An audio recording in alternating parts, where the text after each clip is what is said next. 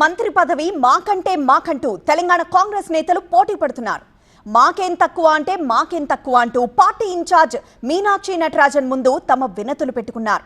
జిల్లాలు సామాజిక వర్గాల వారీగా విజ్ఞప్తులు చేస్తున్నారు. తాజా పరిణామాలతో కేబినెట్ విస్తరణపై పార్టీ ఎలా ముందుకు వెళ్లబోతోంది? లిస్ట్ ఫైనల్ అయిపోయింది. ఏ క్షణమైనా ప్రకటన రావచ్చంటూ ప్రచారం జరుగుతుంది. ఆ వెంటనే ఏదో ఒక సామాజిక వర్గ ఎమ్మెల్యేలో లేదా ఏదో ఒక జిల్లా నేతలో అబ్జెక్షన్ చెప్పడం, ప్రకటన వాయిదా పడడం పరిపాటిగా మారింది. ఇప్పుడు కూడా అదే సీన్ రిపీట్ అయింది. మాదిగ సామాజిక వర్గంతో పాటు కేబినెట్లో ప్రాతినిధ్యం లేని జిల్లాల నేతల నుంచి వినతులు రావడంతో వాటిపై కసరత్తు జరుగుతోంది. నిన్న రహస్యంగా భేటీ అయిన మాదిగ సామాజిక వర్గ ఎమ్మెల్యేలు ఇవాళ పార్టీ నేతలతో భేటీ అయ్యారు. తెలంగాణ కాంగ్రెస్ ఇన్ఛార్జ్ మీనాక్షి నటరాజన్తో భేటీ అయ్యారు.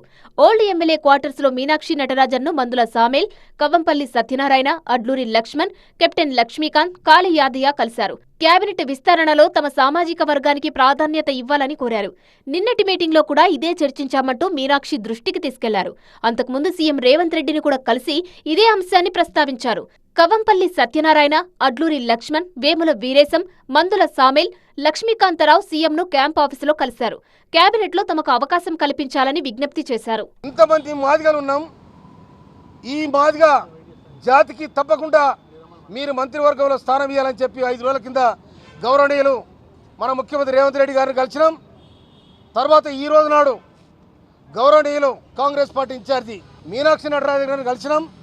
వారు కూడా చాలా సానుకూలంగా స్పందించడం జరిగింది. మరోవైపు పార్లమెంటు నియోజకవర్గాల వారీగా ఉదయం నుంచి మీనాక్షి నటరాజన్ సమావేశమయ్యారు. ఆదిలాబాద్, పెద్దపల్లి, కరీంనగర్, నిజామాబాద్, జహీరాబాద్, మెదక్, మల్కాజ్గిరి పార్లమెంటు పరిధిలోని పార్టీ నేతలతో భేటీ అయ్యారు. వాళ్ల ప్రతిపాదనలు, సూచనలను స్వీకరించారామె. 30 ఏళ్లుగా పార్టీలోనే ఉన్న కాంగ్రెస్ కోసం ఎంతో చేశా, మంత్రి పదవి ఇవ్వాలంటూ రాజ్ ఠాకూర్ విజ్ఞప్తి చేశారు. అదీ కుదరకపోతే మంత్రి పదవి అయినా ఇవ్వాలంటూ వినతి పత్రం అందించారు.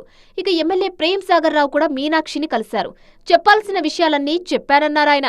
ఎవరి దగ్గర లొంగి మాట్లాడను, పదవి విషయంలో పార్టీ ఏం చేస్తుందో చూస్తున్నానంటున్నారు ప్రేమ్ సాగర్ రావు. ఇక చాలా మంది నేతలు పదవులు కోరుతూ వినతి పత్రాలు ఇచ్చారు.